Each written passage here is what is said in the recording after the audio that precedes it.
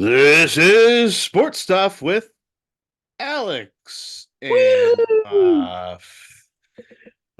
this is Monday or Tuesday, December 19th.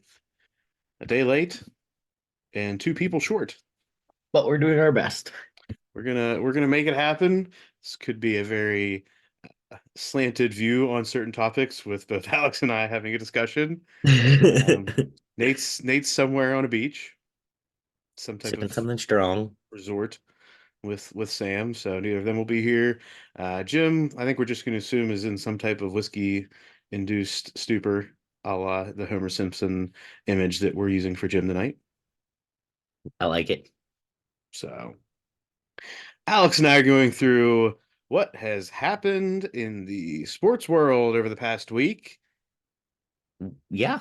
This includes the backup QBs continue to take over the NFL. Yeah. 4 of the 6 Saturday quarterbacks were backups.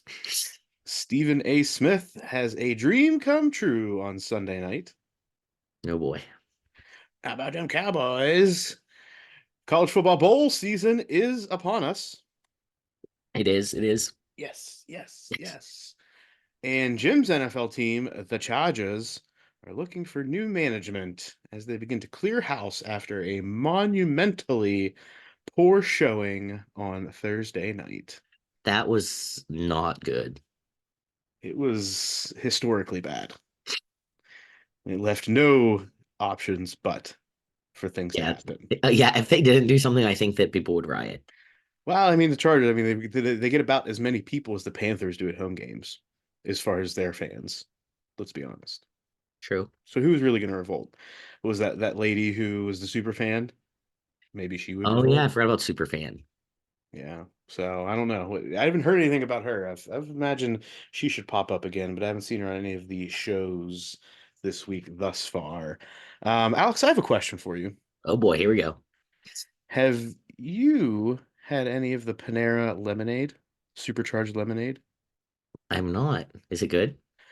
I have a feeling it tastes great, but apparently it has like double the caffeine of coffee and quadruple the sugar of soda. Really? Yes, and has caused people to get sick and or have other health problems recently. So, if you So have not had it, which I have yet to have it either, I just read some things. I'm going to say that we should probably stay away. is it bad that I'm the kind of person that's like, I kind of want to try it? I feel like that's a lot of the world now is we're gonna try it. We may not drink the whole glass, but we're I was gonna just gonna try say it. you have to do that like in true moderation. Like 8 ounces is 8 ounces. Yeah, yeah. There's no. I guess there's people that I guess it's one of those things like if you get a meal or if you order something, it's like the free refill type situation, Yeah. and people are like going in and like doing work, like using the time, like oh I'm gonna go to Panera, do some work, sit there for like 3 or 4 hours, and they were going up for like seconds and thirds, and they were like, "Oh, I'm getting a lot of stuff done." I was like, "Well, yeah, because it's like you're taking speed." Maybe that's what I should do. I need to prepare a lecture, and I think I need to go like to Panera a couple of times where I can like sit and just like focus and have no more distractions around me. I don't know if that will help you focus, Alex. Go, and then I'll be like, it'll be like the episode or the part in Elf when he's dancing on the table in the mailroom. Like that's what I picture. Like you getting a call, like we need you up at the trail for Panera stat. They'll be like, "He drank the lemonade, didn't he?" They're like, "Yes, There multiple it is. glasses." There it is. As always, thanks to everybody. Interact with our content on social media at Sports Gym Muff on Instagram and Twitter, Sports Stuff W /Jim Ampersand Muff on Facebook, on YouTube. Subscribe, comment, rate, review, poke, like, tickle. Get the bell on. Get that bell on. Make sure that you stay up with everything we got going on, including the updated standings of the Bowl Pick'em. True. We'll put that on our social media at some point. Tag those that are doing well. And stay tuned for this Thursday's betting episode where we go over that as well as where we stand with the bowl confidence picks between Alex, Jim, and me. I haven't looked. I know I have 87 points. I'm in my Crosby era. Yeah. Yeah. Well, I'm the person that's updating. I'm probably not gonna update it again until like the week's over. That's Because fair. there's like a game a day for the rest of the week, pretty much. I became myself a freak in the sheets, similar to you, Muff, and I made my own. I copied and pasted into my own so I could track my pick 'em picks with the spread pick with how many points I get, Mm-hmm. and then like a column for updating the spread so I can kind of see like where was it when I took it versus where was it. Oh, you are starting to get into the sheets. I am. I am. And I figured out how to make all of my points add up. It's used a summation. Good job. I did. Alex becoming a freak. Watch out, ladies. Watch out. Freak in the sheets. Lead it off this week with some general news in the sports world. First, Draymond Green suspended indefinitely for hitting Phoenix Suns center Yusuf Nurkic in the face. This comes after multiple incidents within the past year and a half that have resulted in other Draymond Green suspensions. We are going to listen to Draymond Green's post-game apology because I think it puts a lot of light into how did he really feel about this, especially comparing it to in the moment, how he reacted. So we're gonna listen in on the Draymond discussion now. He was pulling my hip, and I was swinging away to sell the call. Made contact with him. As you know, I'm not one to apologize for things I meant to do, but I do apologize to you, sir, um, because I didn't intend to hit him. I sell calls with my arms. I don't fall or to sell a call. I'm not a flopper.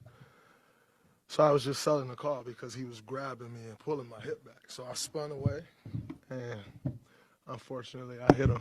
And so, like I said, I apologize to you, Seth. I've said before, any replay, if I go look at every replay of everything, a replay it's never going to look good, but like I said, I know my intentions. My intentions were to sell the call.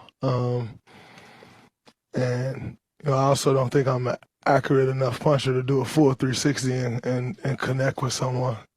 Well, that's his defense. I don't punch accurately enough to do a full 360 and connect.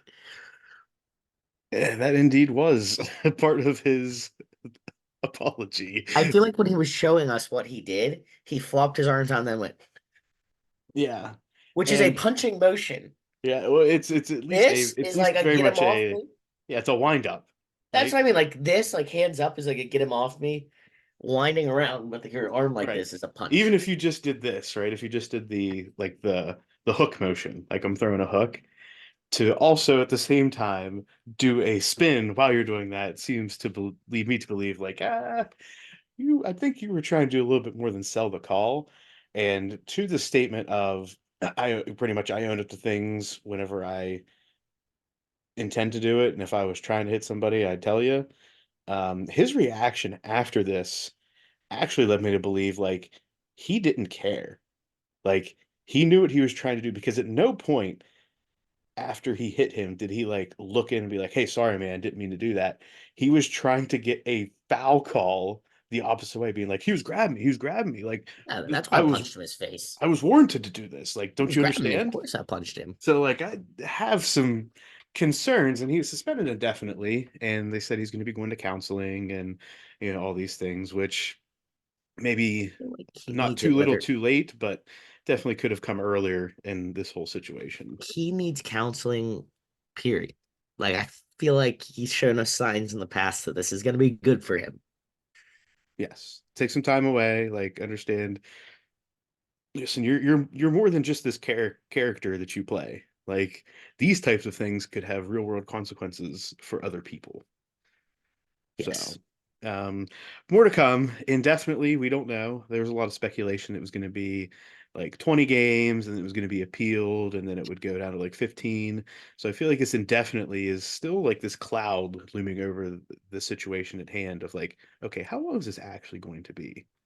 I think part of it might have to be like, how well does he play the game of like trying to better himself? It's also interesting, like Joe Dumars from the Bad Boy Pistons is like the dean of discipline for the NBA. Hilarious that you have somebody from that time period that has to be like, oh yeah, this is too dirty. Now, I granted, don't. Joe Dumars of that team is probably like the least bad boy of them all in my mind. Like, but that's still funny that somebody from that team is the person that gets to say, "Oh yeah." And apparently he and Draymond have like a good off-court relationship. Like they know each other a little bit better, which may come into play of why it was like indefinitely. And Adam Silver needed to come in and make a statement with this suspension. Yeah. I don't know enough about that.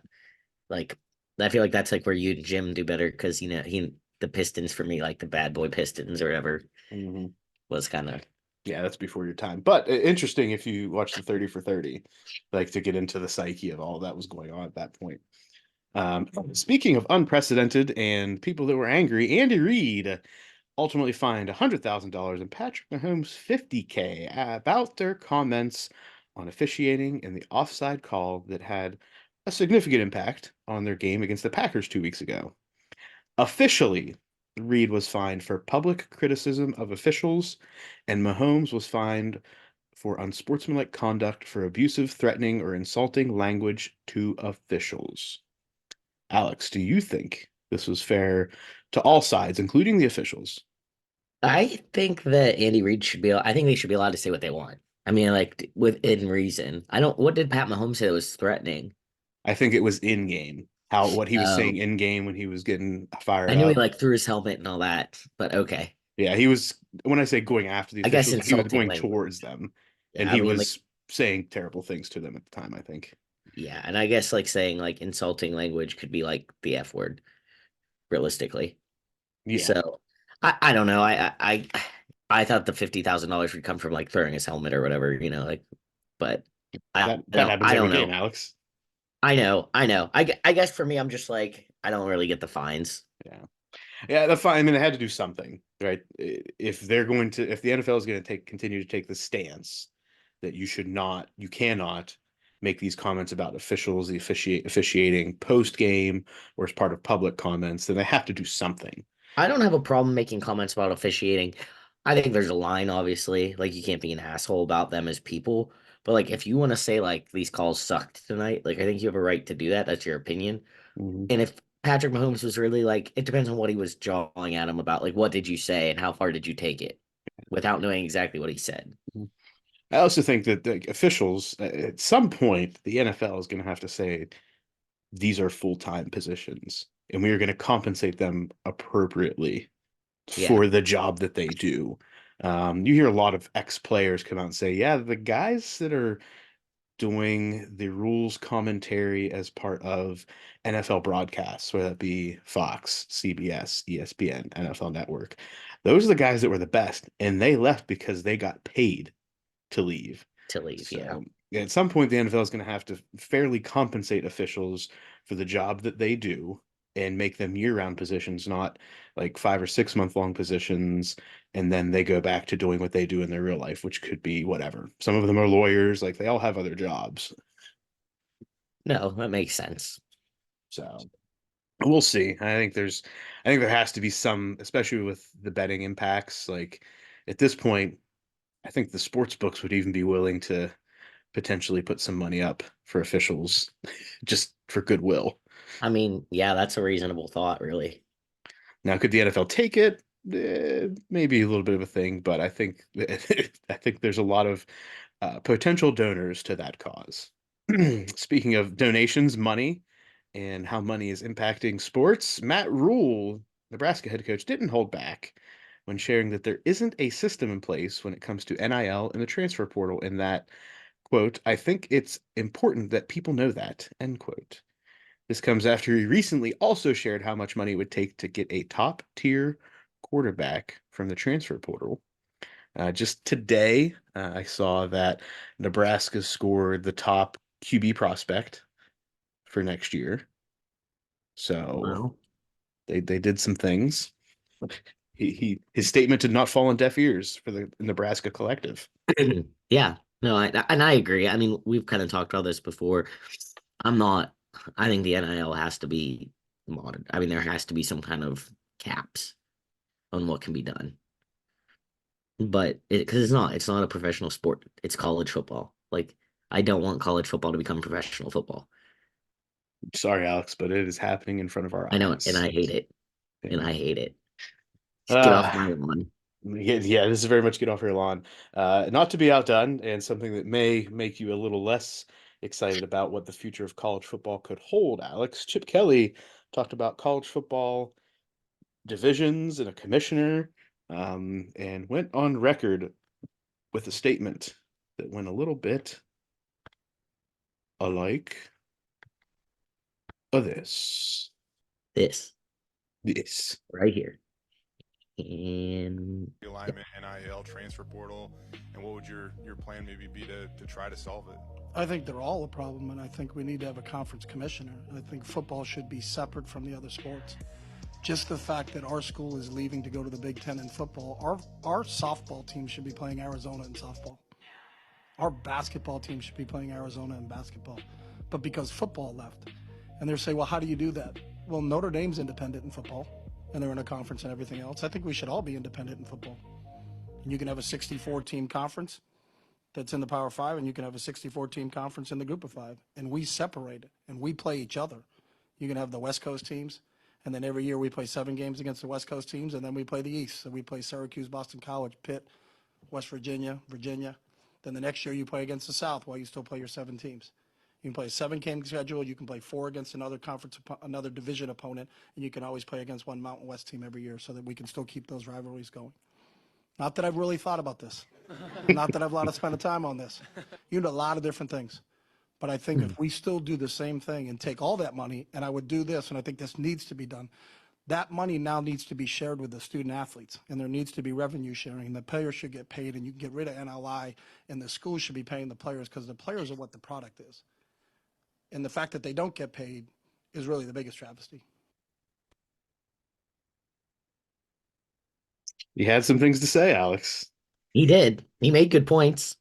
Yeah, I mean Unless it's- that would fly in the face of everything we know about conferences and the conference rivalries and everything like that.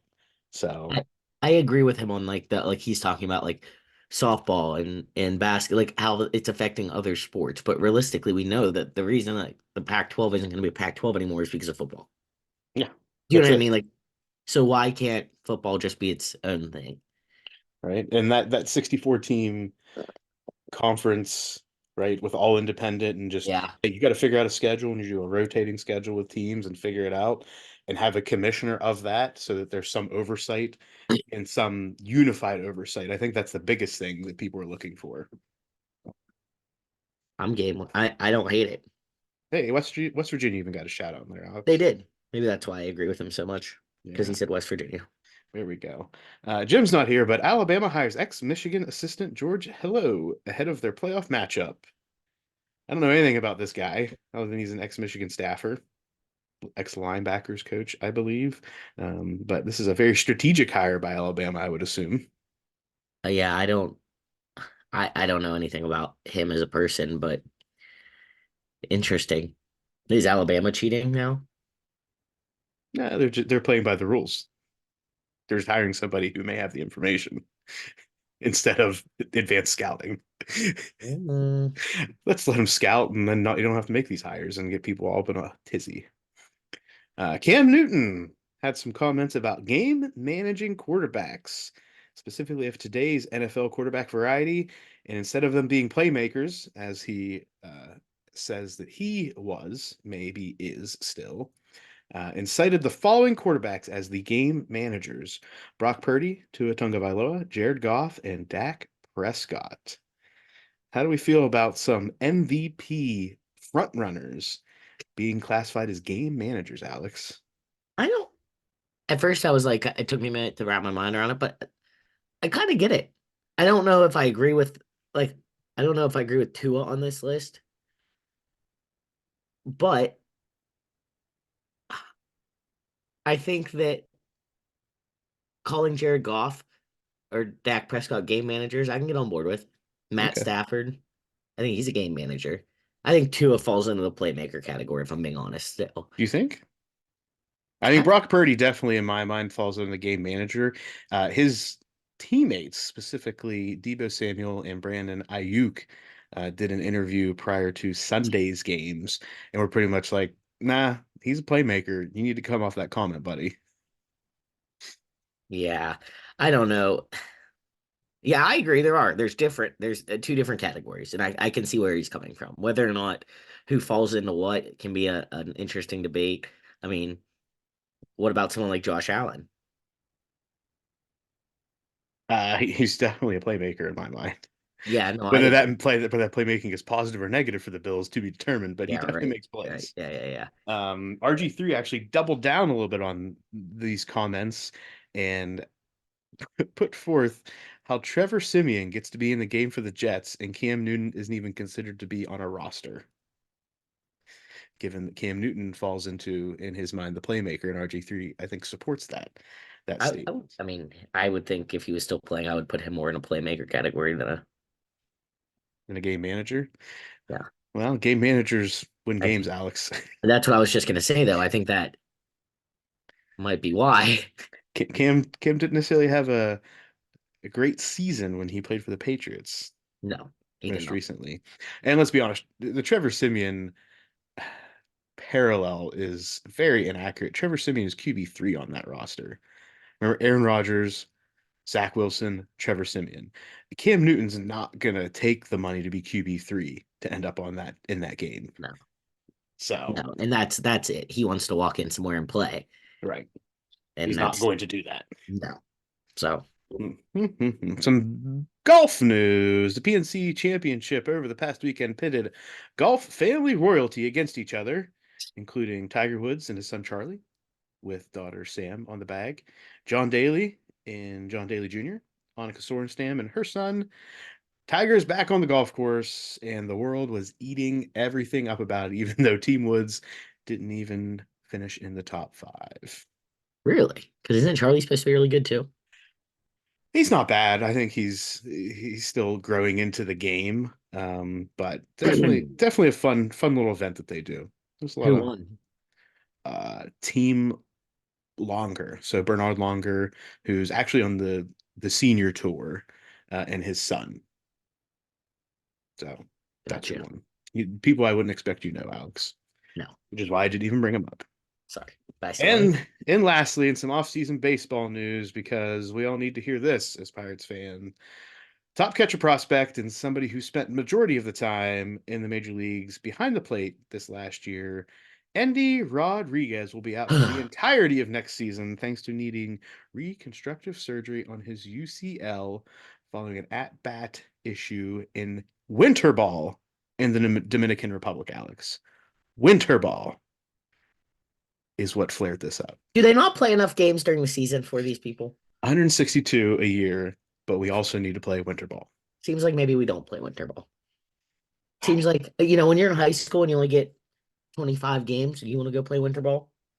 Go No, play you play winter fall ball. ball and you play Exactly. summer ball, but you don't play winter ball. No. You know why? Because this is what happens when you play winter ball. Things Bad like things. this can happen. All right, let's get into the NFL, starting with Thursday night football. The Raiders jump out to a 42-0 halftime lead and don't look back, forcing Brandon Staley and Tom Telesco out the door after this game. The Raiders win 63-21. Yeah, that was. Yeah. I There's nothing else. I mean, yeah, the Chargers are on QB2, right? Whatever his name was, Easton Stick. I was gonna say something stick. All right. So you had all the memes about him being a hockey stick, right? Easton Stick, got it. But yeah, the Chargers, I think, were just waiting to make this call. And they got the perfect opportunity when the defensive-minded head coach gives up 42 points in a half in primetime football. Yeah. I literally didn't even watch this game. Like I sat down, put it on, and it was like 28-0 in like the first quarter. And I was like, you know what? I'm not gonna stay up late for this. Yeah, I definitely. should say I I didn't stayed up watch for it. I most did of it, and watch it some was of it, not worth it. obviously. But Yeah. yeah, but Well, I should say I did not stay up late to see the conclusion. good for you. Good for you is a good call. Yeah. Jim, how you feel? All right. Chargers good at Charger. At least we get a new head coach next year. Probably. Mike Tomlin, Bill Belichick, cue him up. There you go. Oh, And and Mike because Tomlin. get into that on Saturday football. Both the Bengals and the Vikings trot out less than stellar quarterback options this week, but it's Jake Browning who gets the last laugh, and the Bengals pull out a 27-24 win in overtime. The Bengals continue to stay relevant in the playoff picture while the Vikings sit right on the edge. They, Bengals, they did it. I, Jake Browning's not a bad quarterback. Not by terrible. He didn't look great this week, but up till, I mean, he was due for a little bit of a letdown, but I mean, he could, he could see some time as a journeyman in the NFL, I think. Yeah, this is like the ultimate year of, oh, that guy's going to be in the league for another 5 years, just based on what he's doing as a backup Yeah, quarterback this year. exactly. Someone wants him in their system as a safety kind of net. Just so he's there. Just so he's there. Yeah. T. Higgins' mom got onto Twitter, X, formerly known as Twitter, and had some comments for people that were calling out her son for being a lackluster wide receiver. One that I saw had some guy make a snide comment about T. Higgins not being able to play, and she clapped back and said, "I don't see your fat ass being able to get out there and do anything." And I laughed. I mean, he ain't wrong. I got a good chuckle. I was like, "Whoa!" She said, "Oh, buddy, you can't do shit. Get out of here." Get out of here. In other Saturday football, the Steelers just can't get right and have another abysmal performance, losing to the Colts 30-13. Mitch Trubisky gets pulled late in this one, and news came out today, well, yesterday, Monday, that Mason Rudolph will be the starter this week against the Bengals for the Steelers. You know, it's just so sad because we started off 13-0. I was like, this is gonna be it. This is gonna be the game. The Steelers come out, win like 35-7, get a good solid win. And then they didn't. And then the offense sputtered. Continued to sputter, put the defense in bad spots. The defense couldn't really, this is like the defense just couldn't hold every drive to a field goal. No. So the defense was playing from behind. You would expect a little bit better effort from the defense, but without many starters, right? We're on inside linebacker starter number 3. Yeah. Kazee was ejected from this game for his hit on Michael Pittman Jr. I didn't see the hit, so I was listening to the radio at this point in the game. What do you think of it? So the hit was definitely like the poster for we don't want this hit in the NFL. Like hit all of the ticks of a receiver who's defenseless. Granted, he was diving, like reckless abandon for his body, diving for a catch. Kazee came in, did not make helmet to helmet contact, but definitely led with his shoulder to the upper body / neck, right? So it was not the place you want to be hitting him. There wasn't a big strike zone for him to aim for because he was literally diving headfirst trying to catch the ball. So it's like the poster of what we don't want to see in the NFL because of the potential outcomes. Kazee has now been suspended for the rest of the regular season as well as the postseason, barring his appeal. Oh, wow. I didn't. Yeah, that just came out on Monday. Okay. So yeah, it's definitely, I mean, Kazee's been fined like 3 or 4 times this season prior to this for other hits. So this is like the totality. But it's definitely a stance that the NFL is taking. And John Runyon, who's the dean of discipline for the NFL, if you go back and look at some of his hits, definitely questionable. So it's just so interesting that this is like the group that's overseeing this. But I guess, you don't know dirty hits unless you've made them. But I don't know. I don't know how I feel about the suspension for this long of a period. I would have been fine with the regular season, kept the postseason in play just for an opportunity. This is without pay, right? So he's not getting paid during these weeks either. But I would be interesting if you find this hit. Actually, Alex, you do this right now as we're chatting. Just get on Twitter and search Kazee, and you will find it very quickly. Sure. So, as you're doing that, getting into the last game on Saturday, the brand new Lions returned, putting a whooping on the Broncos, 42-17. The Broncos' winning streak stops, and the Lions come back to the level we hope to see them for the rest of the regular season. Them brand new Lions, Alex. Them brand new Lions. They put a whooping. a whooping. So is this a like Denver isn't as good as we thought they were? The Lions are actually on the up, or is this like the perfect combination of both? I think a little bit of both. Okay. We'll see. We'll see moving forward what it looks like for both teams. The Lions are in a great position in their playoff hopes, not just hopes, but in great position for the division and placing themselves for playoff positioning. Did you find that hit? I'm looking for it right now. Okay. Getting into Sunday football, starting with the Browns and Joe Footsteps Flacco continue their march to the playoffs, coming back late and hanging on despite a last-second Hail Mary that could have, I'm going to say easily, as you know, the Monday morning quarterback wide receiver had been caught by the Bears, but the Browns win 20-17. Uh, Sorry. I'm trying to do multiple multitasking. The Browns, how you feel about Oof. I mean, I'm glad because it helped our parlay. them? Yeah, more to come to that on Thursday. Yeah, that's Um, but yeah, the Bears could have easily won this game prior to any of this. I think they had a couple field goal opportunities they decided not to take, and that Hail Mary was right in old buddy's arms. It was there. He just had to secure the ball, laying on his buttocks, and he could not. yeah. I don't. Sorry, I'm watching the hit. Live reaction, Alex. I I guess I like see the point of like it was blind. Like the only thing for me is the defenselessness, Hmm. but not the like. It's not helmet to helmet. He didn't like leave his feet. I don't really feel like. Yeah. You know what I mean? I don't know if I would. I am with you. Like I don't get the suspension there. I get the suspension. I just don't know if it should have been all year plus playoffs. Like But they have to it's a send a better idea. message if this is his fourth or fifth offense. I don't. I just. Uh. I don't know. Yeah.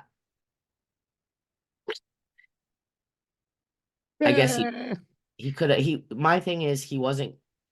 The problem with that play is even if he catches that ball, he's not going to get yards after the catch. So he's laying out for a ball. I get that you don't want him to catch it, but it's not like you're trying to bring him down. Right. So maybe too much Yeah. aggression there. And by the letter of the rules, which I did look into, it hits all of those. It's like the receiver is defenseless unless they have established themselves as a runner, pretty much. And there's no way he can establish himself as a No, runner. no, no, no. So, I don't have a problem with it, the ejection, and I wouldn't argue it too much. yeah. But Tom Brady had some things to say though, oh yeah, going backwards. He's blaming it on the quarterbacks. he said quit laying your people out. Yeah, and this won't happen. I went back, I found something. We're not gonna play it, but Mike Mitchell from the Steelers in 2017 had a lot to say on a very similar topic. And if you want to find that one, just go back into the annals of history and you will find it. Next, we had the Bucks come out swinging and get the job done, taking out the Packers at Lambeau Field, 34-20. With the win, the Bucks are atop the NFC South at 7-7, while the loss puts the Packers in a less than ideal spot for their playoff lives. Ugh. Next, Somebody's got to win the NFC South. Somebody has to win. The Texans continue their charge for playoffs even without CJ Stroud against the Titans and pull off a 19-16 win in overtime. The Texans improved 8-6, just on the outside looking in the AFC playoff picture. The Titans have now been eliminated from playoff contention.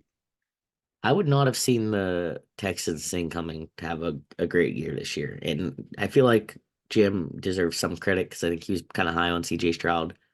No, he wasn't. I'm sorry, he was the opposite, wasn't he? Well, I'm not gonna say he was. I'm not gonna say he was high. He wasn't necessarily low, but remember, C.J. Stroud wasn't like the golden boy coming out of High State. Yeah, that's true. So I'm gonna say Jim. I don't think Jim was against him, but I don't think he was high on him either. But good on the Texans. Okay, fair. The I digress. Jets. The Jets' offensive woes come to a head in a 30-0 loss to the Dolphins. Tyreek Hill did not decide to play for the Dolphins, and Zach Wilson was pulled for Trevor Siemian, as we've previously discussed in this one. The Dolphins stay ahead of the Bills in the AFC West. Aaron Rodgers, is he going to be coming to play a meaningless game in Christmas time? I think he's a little foolish if he does, to be honest. He's out there picking off quarterbacks in practice squad. I don't know, man. But yeah, you get hurt again. You know how big of a dumbass you're gonna look like. Oh yeah, it's gonna look real bad, real bad. I feel like if he doesn't play, that's all we're gonna hear about for the next 8 months. Yes. Oh, you said you were coming back, and I will say that I will understand that, and I will not have any good argument against those people aside from maybe this was kind of an organizational ploy to be like, hey, if I'm gonna come back, I'm gonna come back to keep the team motivated if things did not start to go well. It's like, hey, just get me to the point where we can maybe have a shot and I'll come back and play. But without a shot now, I agree that he should probably not put himself into danger. Into harm's way. The Chiefs squeak out a closer than expected win over the Patriots, 27-17. But good old Kadarius Toney again has a drop that ends in an interception. I'm sorry, but if he's on my team, he's done. It's too many times, man. He's hurting. He's hurting the team badly. Yeah, at least like sit out for a while. Like go put him on the practice squad for a game. Let him think about his actions. Yeah, Travis Kelce has a less than stellar week with T Swift in the house. She even dropped an F-bomb. Yeah, Which they is say that very she might apparent. have been yelling flag, not fudge. Oh, no, it was a big old one. She did it. I think so too. She's a human. I don't like her really, but she's human. I mean, if anything, that helps her with the NFL crowd, I would think. That's true. They're like, Like, oh it may wait, not help the Swift crowd, but she says the F word? Yeah, she's in. She's a football fan now. Just like you're not a true golfer until you start swearing at the ball. exactly. Oh, I got that covered. What's the solution aside from maybe demoting Tony to the practice squad for the Chiefs to be a team that reaches their potential, Alex? I think they need another wide receiver weapon. They need somebody. It's I not mean, Travis Kelce. Grace is, but it's not Travis Kelce. But is it not Travis Kelce because there's no one else? I think that's the problem. That's what I mean. Like all they have to do is be like, okay, if we just focus all our energy on Kelce because these other guys can't catch the damn Yeah. ball. Yeah. Rashi Rice is the only other bright That's what I spot, was just gonna say. In fairness, but he's not Tyreek Hill, right? He's a rookie. Like, you don't expect him to be a difference maker at that high level because he was not drafted to be that right away. But yeah, he's had to become that for them. agreed. I think the whole wide receiver room needs to get put in the spot, and Andy Reid needs to just lay holy hell into them behind closed doors. Agreed. Like, get on the jugs machine, 100, 200, go. Yep. Have a good day. Yep. If you drop one, start over. Yep. Tommy DeVito can't replicate the magic that made him the NFC Offensive Player of the Week last week. In fact, he can't even make it through the whole game, and the Saints beat the Giants 24-6. Yeah. Mhm. His agent, though, was inducted into the Italian American Hall of Fame. Oh, good. Because that helps the situation. He got a green jacket. He wore it on A Sunday. green jacket. Did he have a matching green fedora? No, I didn't see a green fedora. I forget what color it was, but I don't think it was green. In a snoozer, the Panthers get their second win of the season, beating the Falcons 9-6. The loss is probably more damaging for the Falcons than anybody, who fall a game out of the NFC South race at 6-8, trailing the 7-7 Bucks. Yeah. I forgot this game was even happening. It was so boring. Yeah. The Rams stay relevant in the NFC playoff picture, beating the Commanders 28-20 to hold the last playoff spot for the NFC after this week. Should the Rams be more on our radar as we inch towards the playoff, Alex? I don't. To make it, yes. To do anything once they're there, probably not so much. TBD on that one. Matthew Stafford, I feel like, is just putting the team on his back, right? Because their running back situation has been pretty much week to week. So Stafford, Cooper Kupp, make it happen, buddies. The game manager, the ultimate game manager, Brock Purdy, manages the 49ers to a 45-29 win over the Cards. Yeah. Taking care of business. I feel like that's what that was. You probably don't want to see the 29 for the Cardinals in that one, but win's a win. And they covered. Great team. Confirmed. Stephen A. Smith's wet dream comes true as the Bills dominate them boys 31-20. Despite this win, the Bills don't crack the AFC playoff picture just yet. Yeah, it's if you'd asked me at the beginning of the season if I thought the Bills would be in the playoff picture, I'd say yes. If the Bills don't make the playoffs with 10 plus wins, Alex, should we look for change to happen in Buffalo?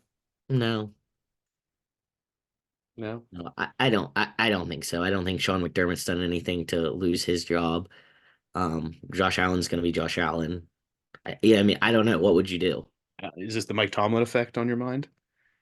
Like, we got the 10 wins, can't fire him.